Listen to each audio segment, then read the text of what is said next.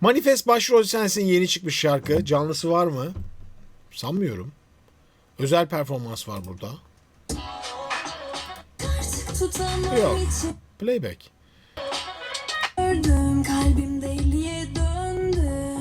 Artık tutamam içimde. Dünya ters.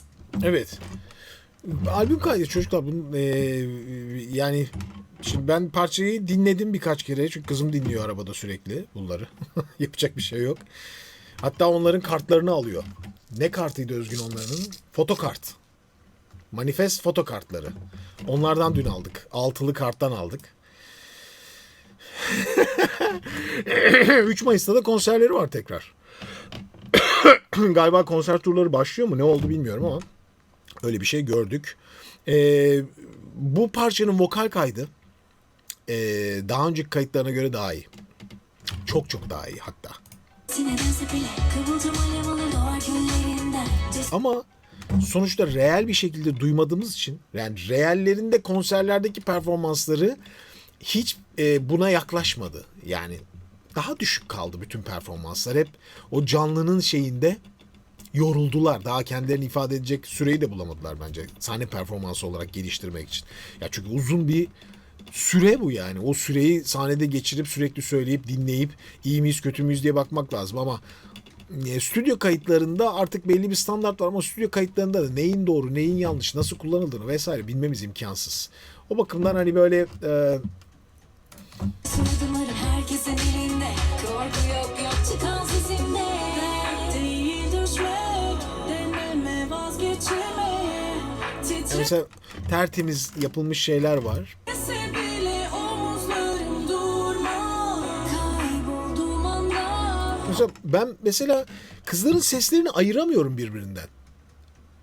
Bazı iç içe geçmiş şekilde söylüyorlar. Yani ya o arkadaki backlerle beraber çoklu ses üretilerek birleştiriliyor. Yani birbirine benzer vokaller kullanılarak şey yapılıyor ama ayrım sağlanamıyor. Mesela ilk şarkılarında daha fazla bu ayrımı görüyorduk. Hepsinin seslerini çünkü solo kullanıyorlar. Bakın hep vokallerde Onlar hep yanımda aldım rüzgarı ay. bir sürü ses var yani. Sürekli birkaç ses bir arada birleştirilerek yapılıyor. Bakmam asla. Bir hayalle geldik biz bugünlere.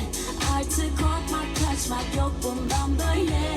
Bizimle gelsen de. Mesela okuyan herhalde o sarışın kız. Bir zincirleri düşünme. Fark edersin başrol sensin. Kimin okuduğunu ben anlamıyorum. Siz anlıyor musunuz bilmiyorum. Evet, hiçbir şey ben anlamıyorum. Bu filmde. Eğer bu kız okuyorsa bir şarkıyı söylerken sürekli farklı karakterler giriyor. Yani çok farklı parçalar bir araya getirilmiş. Sürekli böyle yapboz gibi bir vokal oluşturulmuş oluyor. O nedenle gerçekten canlısını beklemek lazım. Ya biz şöyle bir şey de söyleyeceğim.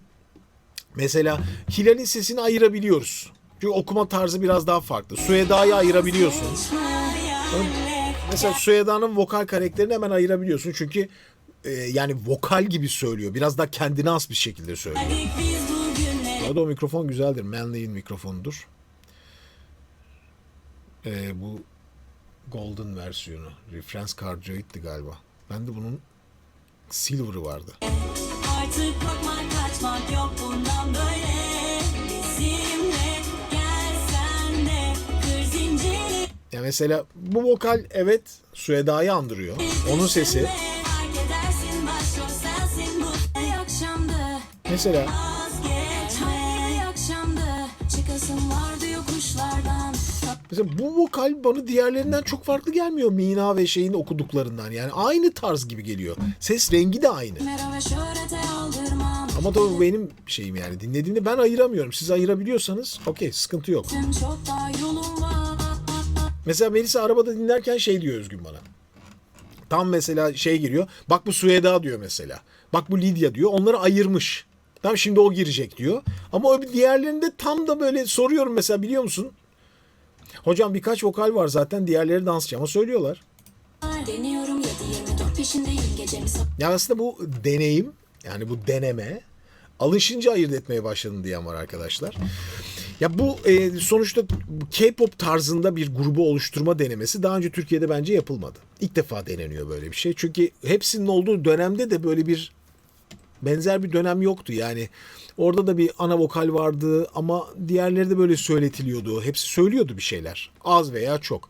Şimdi burada ilk başta biraz öyle dönendi fakat daha sonra galiba şey ayrımına iyice gidilmeye başlandı gibi geliyor bana. Hani şu vokal öndedir, diğerleri tamam zaten öyle bir beklentimiz yok gibi bir ayrımı başladı gittikçe.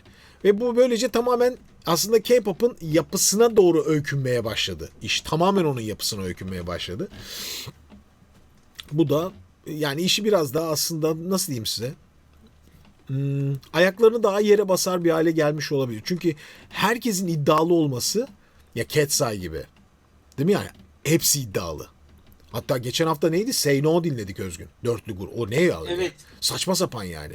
O kadar iyi şarkıcılar ki hepsi yani. Bir arada gruplar ama ya dinlemeye doyamıyorsun. Hepsi ayrı ayrı çok iyi şarkıcı gibi. Bu öyle bir şey değil. Bu daha çok K-pop'un böyle hani bir ana vokal var, diğerleri yanında dansçı diyebileceğimiz ama o da artık değişmeye başladı ya. Şimdi mesela daha bugün sabah konuştuk ya Ayşenur senle. Hani K-pop'ta da artık kaçınılmaz olarak böyle bir ana vokal diğerleri geride kalarak olmamaya başladı. Hep böyle bir çıtayı yükseltelim, daha iyilerini alalım, birkaç tane öne çıksınlar başladı mı sence Ayşenur? Dinliyorsun çünkü sen daha fazla takip edeceğin için soruyorum sana.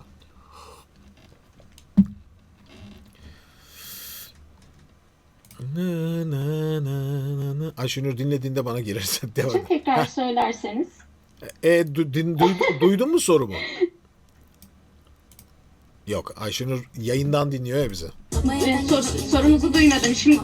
Yo hayır şu an duyuyorum hocam. Tamam. Arada bir sesiniz kesiliyor sadece. Sıkıntı yok. Şu an son dönemki K-pop gruplarında vokaller daha mı önde tutulmaya başlandı yoksa hala bir tane vokal önde, diğerleri dansçı diye mi şey yapılıyor? Değişti mi bu yani yoksa aynı mı gidiyor her şey?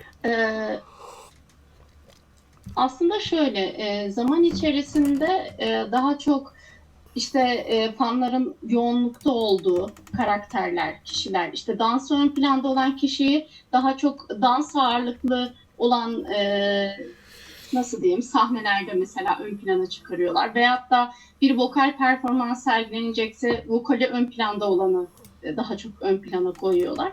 Ama çoğunlukla işte herkese bir rol biçiliyor ve o rol ne zaman ön planda tutulması gerekiyorsa o zaman o kişiyi ön planda tutuyorlar. Bak Ezgi diyor ki dansçıları bile vokal seçiyorlar artık demeye başladılar diyor. Evet. Bu ilginç bir durum. Yani Tabii. bu değişmeye Zaten başladı vokali- yavaş yavaş. Vokali iyi olmayan kişiyi artık pek almıyorlar. Çünkü zaten artık Amerika'ya açıldıkları için Amerika'da da ses çok ön planda olduğu için canlı performans sergilemek sesi iyi olmadığı zaman ve canlı performans sergileyemedikleri zaman çok fazla Sıkıntı linç oluyor. ediliyorlar. Ondan kaynaklı. Peki teşekkür ederim. Onlar hep yanımda oldu, rüzgarı ardıma bak. Geldik biz bugünlere, artık korkmak, Mesela Hilal'i ayırabiliyorsun iyi kötü. kaçmak yok bundan böyle. Bizimle Fakat bu parçada çok dikkat ettiğim bir şey var. Ben en çok belki de eleştirdiğim Manifest grubunu o kelimeleri vurgulayışlarıydı. He, ha. Yani Amerikan vari böyle bir gırtlak okuması, vokal yorumları, harfleri büzmeler falan. O mesela bu parçada bayağı kaldırılmış. Dikkat ediyor musunuz bilmiyorum. Mesela en çok bunu Hilal yapıyordu bence. bizimle Ya bizimle diyor mesela. gel sen de. Gel sen de. Bir Zincirleri düşünme fark. Söyle Özgün. bir de hocam yani bu şarkı zaten sözlerini Hilal'in yazdığı bir şarkı. Hı, ama Diğerleri de ekip yazıyordu. evet. Fakat şey var yani o yazması çok önemli değil. Tarzını değiştirmiş gibi gözüküyor. Daha o Türkçenin daha o artikülasyonuna uygun şekilde söylemeye başlamış. Ki diğerleri de öyle. Sensin bu filmde. Mesela film D, Suyeda'nın öyle yaptığını görüyorsun. D. Yani o R&B gibi bozup yaptığını görebiliyorsun. O söylemiyor. Hilal söylüyor burayı. Vazgeç. Mesela L Kaçmak yok bundan böyle. yine de bayağı toparlanmış. Gel sen de. Kır zincirleri. Yani şarkı ne kadar iyi tartışılır onu bilemem. Yani o fanlar için sıkıntı yok. Yani Melisa diyorum ya bu şarkı düştüğü anda dinliyor Özgün. Yani düştüğü anda orada. Yani kaçta düşüyor? Saat 9 işte baba dinleyeceğim öyle yatacağım falan. Öyle tutkuyla O seviyorlar. bir Manifam. manifam olduğu için Evet. çok sık takip. Yani fotokartını alıyor yani. Pardon. Ama şunu demeye çalışıyorum. Yani o grup için bir şey değişmiyor aslında. Yani fakat mesela soruyorum. Diyorum ki Melisa diyorum hadi bunu dinle, son parçalarını açalım diyorum. Ne dedi biliyor musunuz geçen bana? Baba dedi amatörü aç dedi. Ben o son parçayı sevmedim dedi. Hadi bakalım.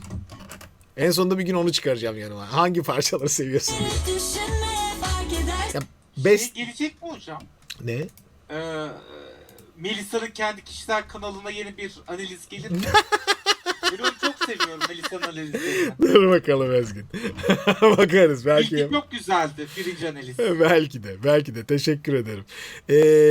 Alternatifleri yok şu an. İleride rekabet olunca geri planda yok. Süheda bir şeyler yazıyor. Hilal yazmadı ki bu şarkıyı. Herkes kendi versiyonu yazdı. Özgün. Herhalde bir bilgi eksikliği olabilir.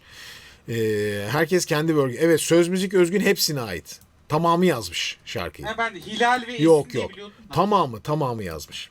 Başrol sensin. Ama şey gözüküyor zaten o anlaşılıyor. Yani Türkçe'ye çok dikkat edilmiş. Okumada. Vazgeçme. Zor geldi belki başta. Savaştım şeytanlarla. Mesela şeytan eskiden böyle okuyorlardı yani. Anladın mı? Şeytanlar gibiydi. O tamamen düzelmiş. En çok da zamanla tam kaybetmişken. Sizi O bakımdan çok başarılı. Bir evrim var. Bir evrimde devam ediyor ama canlısını dinlemeden hiçbir şey anlayamazsınız. Belki de bir canlı konserlerinde izleriz ileride. Peki